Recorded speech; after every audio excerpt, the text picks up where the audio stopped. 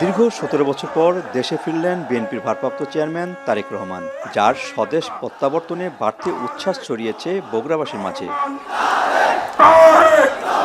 প্রিয় নেতাকে বরণ করতে যেমন আনন্দের জোয়ার বইছে নেতাকর্মীদের মাঝে, তেমনি সাজিয়ে তোলা হচ্ছে শহর। দৃষ্টিনন্দন করা হচ্ছে শহরের ডিভাইডার।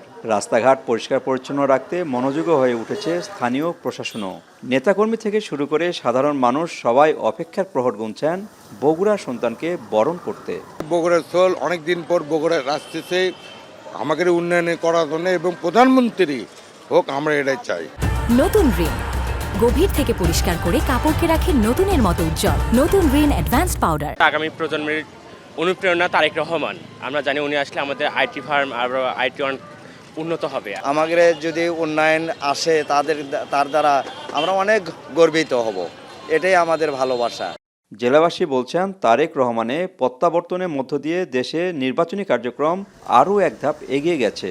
সেই সঙ্গে দীর্ঘ দেড় যুগে রাজনৈতিক প্রতিহিংসায় রাস্তাঘাট, শিল্প, কলকারখানা, বিশ্ববিদ্যালয়, রেল যোগাযোগ সহ নানা উন্নয়ন থেকে বঞ্চিত বগুড়াবাসী আবারও উন্নয়নের স্বপ্ন দেখছেন।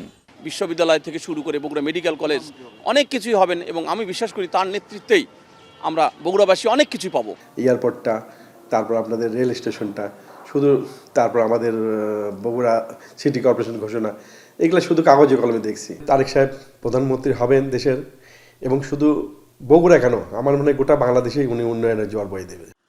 তারেক রহমানের আগমন উপলক্ষে সাজানো হয়েছে বগুড়া শহরে রিয়াজ কাজী লেনের গ্রিন এস্টেট বাড়িটি।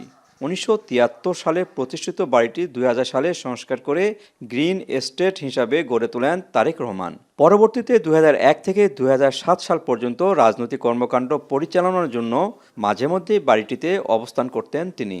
শিক্ষা, যোগাযোগ এবং শিল্প প্রতিটি ক্ষেত্রেই উন্নয়ন বঞ্চিত ছিল এই বগুড়াবাসী।